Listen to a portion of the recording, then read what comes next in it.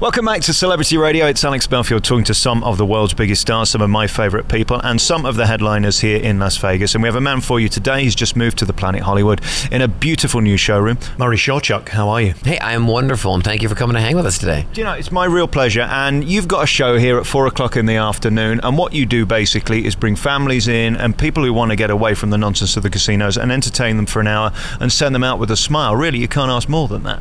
That's the whole idea. You know, at the end of the day, you want to get people away from their problems. You know, we all got issues, from relationships to money to life to your neighbors, and it's nice to take people out of the world for 15, 20 minutes, an hour and a half, whatever you want, and then have a laugh and then get back to your world again. But it's fun to put them in that place, you know. In terms of PR, I think you own this town. You're at everything. You are seen. You have to be, don't you? I think you view it that this is part of, as much as the job of standing on stage doing magic, you have to be recognized in this town. You know, it's so important. I always tell people I'm 90% PR and 10% talent. I've always said that. It's a way to keep me humble, and a lot of people believe that, you know. When I grew up watching entertainers, I grew up watching Phyllis Diller, you know, the comic with the crazy hair and the cigarette. I grew up watching Liberace, and I got to be honest, I'm a huge fan of Liberace because most people went, yes, he was a great piano player. He wasn't the best in the world, but he sounded like the best. And when he entered the stage in that first 5 minutes with the Rolls Royce, the fur, the candelabra, the driver, all that stuff,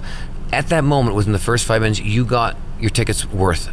Right away, within 5 minutes, you had your money paid for, and the rest of the show was gravy. And I think that's what we're all, and it was all about PR. It had nothing to do with the piano. He didn't even play the thing yet. It wasn't even on stage yet. So I've learned that in the sense of when you go to see somebody, from the moment you walk on stage to the moment they leave, it's an experience, you know? I first came here and saw Danny Gans 15 years ago, and for me he was the greatest entertainer in Las Vegas and the epitome of what Vegas stands for, which is a showman. Last night we were both invited to Gordy Brown, who's another showman.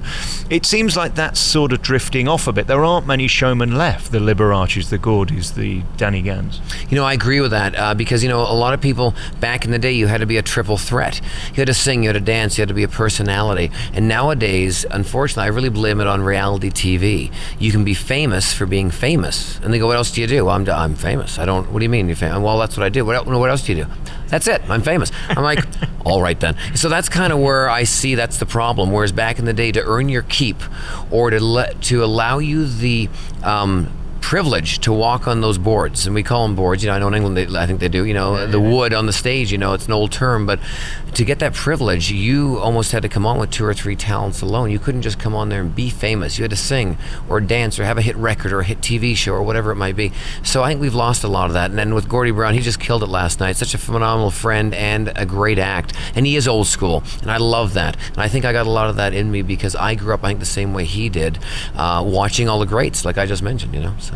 And here we are talking about reality TV. If it weren't for reality TV, I wonder whether you'd be here. AGT did great things for you. It certainly gives you exposure. As we see across the hall next week, they're coming back with the live show, and Paul Zerdin, a ventriloquist who won this year, is here. I mean, this town has done very well. Matt Franco's down the street. He won last year. Terry Fator got a 10-year contract. You're here. There's two sides to sort of reality and talent shows, aren't there? That they give you the exposure and platform to become the star that you maybe deserve to be. Well, they do, because here's the greatest thing, you know, for us to be on a show as an entertainer, because we're not actors, I'm playing a part of a magician, but we're not an actor in a movie or a TV show. So it's one of those things where reality TV has given us this vehicle now to showcase our talents to millions of people. I mean, I get so many people asking me, acts, going, you know, I don't want to go on America's Got Talent or Britain's Got Talent or one of those shows because I don't want to be ridiculed.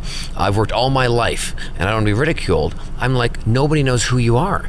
So whether you're ridiculed or you succeed, either way, it's a success because now they're going to know your name. And in 6 months from now, I got to be honest with you, whether you screwed up on TV or not, what they're going to remember is that person walking at the mall or at the library or down the street. They go, that's the person on TV. And that's the key, I think, reality TV plays in us as entertainers. So for me, you're right, what you stated. If it wasn't for America's Got Talent, it wasn't for the exposure. I mean, when I was on it, it was 22 million people watching. So I was very fortunate.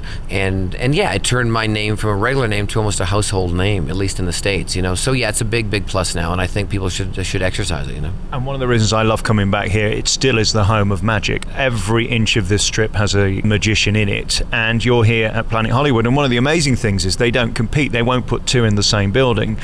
I guess then I have to ask you a question I've asked you before. Why you? Why did they choose you above everyone else? You know, I think it's a game, and I think what it is I think it's also knowing people. You know, I said this years ago, or maybe we talked last night, the two things they should have in high school. You know, they should have a class called Common Sense, and they should have a class called Relationships. And I don't mean relationships like eHarmony or Match.com. I mean relationships, meaning shaking a person's hand goes a long way. I've lived on that. And that goes back to my 90% PR and 10% talent. You know, I love people. I consider myself pretty genuine. You know, I say what I think, you know, and some people love that or hate that. But I'm pretty straight up. And I like everybody at first until you show me wrong. You know, I'm that type of person. So I think it's one of those things where it's a thing where along with reality and along with walking on stage, you can't fool your audience. You have to be genuine. And I think that goes for PR, it goes for personality. And that's the reason I think I'm here. I mean, and the reason why is because people can see what I do publicly, and they can also see what I do charity-wise, and they also can see. So I try to make myself the all-around entertainer. So you don't just get a magic show or a guy doing tricks. Because let's be honest, we know my tricks aren't the most original. I try to sell my personality. I want people to come for me, not the magic. Because magic, you can see 20 shows in Vegas that do magic in them somehow, but I want them to come for me, the personality. And we go back to the Liberace. There was a lot of great piano players, but you went to see the experience, you know. So I think being here, I think what people bought was they bought the personality, not just that I did tricks for a living, because that's what I do, you know. And again, what's unique about you is the speed in which you deliver your lines. You've got a gag for everything, and it's funnier almost when they don't keep up, isn't it? Because you've got a joke for that. Of course, you know, when you do it so long, I'm so lucky to be working every day of my life. You know, even my days off, I'm doing a charity or a TV show. So it's not like I'm off. But you don't realize that when everyone's starting out in this business and they're young and they're like, well, I want to make a lot of money and I want to get paid for every gig. I'm like, stop right there. You're just starting out. If a rest home wants you to do a show for the old seniors, go do it. If a charity wants you to do a show, don't worry about the price. Worry about that. Yes, you got to pay your bills. But if you can work every day somewhere, you'll get better every day. You won't feel it, but after a year, you'll look back and realize, wait a minute, I am getting better, and that helps, because the only way to get good is to walk on that stage with an audience. You can look in the mirror and look amazing, but I'm telling you, when the lights hit you in the face, and a baby's crying in the background, I think I might have had a baby here cry a little bit, or somebody drops a drink, or a waitress loses the whole tray in front of you, you know what, that could stop a show, and it really can, unless it's a Broadway show, it's just plowing through, because it's got scores, and doesn't really matter, but when you're a show like mine, that can change things. So when you've had that happen, you just include it in the show, and all of a sudden people go, my God, he's genius. Well, no, I don't know about genius, but it's something you have in the back of your head, and you know what, there's that line, I'm going to use it again. I haven't used it for 5 years. You know, I had one guy, I needed to borrow something from the audience, and I was asking for a random, I said I need something random. Would you believe the guy, she took off his leg? He had one leg, and he handed me the leg. You can't pay for that kind of comedy.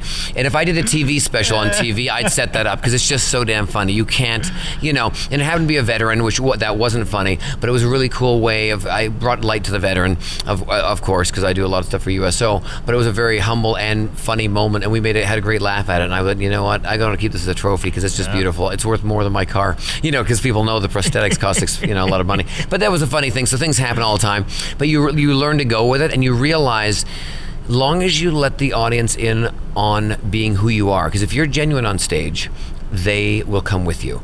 And the key is when you walk on stage, or at least when I walk on stage, I want them to want me to be their neighbor. I want them to, you know, he'd be a cool neighbor, you know, because and then they go with you for the ride, and it makes a big difference being an entertainer or a star or a celebrity, whatever people want to call us, you know. And what's also remarkable about performers like yourself is you're able to stand on stage at times when you're going through tough stuff and difficult things. And since we last spoke, you split from your wife, Chloe Crawford, who we saw in the UK this summer on Britain's Got Talent. She did exceptionally well. First of all, how are you? I'm doing great. I mean, and I say that in the sense as an entertainer, because that's what you're supposed to say. But in reality, I am doing good because life is full of changes, you know? And the beautiful thing is we didn't have any children, which that always gets to me. Because when you have kids, it's always tough. Because you know what, you loved each other, and then now you don't, or you feel different. But the kids still love both of you. So how do you deal with that? I couldn't imagine that. We have 3 Chihuahuas, which is hard, you know. But you know what? I love her to death, and you know, she's a young woman. She's a strong young woman, a great performer. And you know, on Britain's Got Talent, she did phenomenal because she's been on stage for 20 years of her life, and she's very good at what she does on stage, and she's stunning, as we all know. And it was nice that all she had to do was add one more facet to her being an entertainer, and then she could really run with it. And it was a great, you know, we flew over a couple times, and we had a great time over there. And I think she did wonderful. And now she's on to her own career being a magician. And you know, in life, sometimes you don't have time for everything. And to be married, to have a relationship, to be a wife, and to be a husband is a lot of work. And she's a young woman. And sometimes you got to put those wings on, you got to go for it. And at the end of the day, I never want to hold anybody back, because when you do that, you know, life's short. I mean, I could be gone tomorrow, she could be gone tomorrow. I might last till 80 or 90, or maybe I'll last till 50.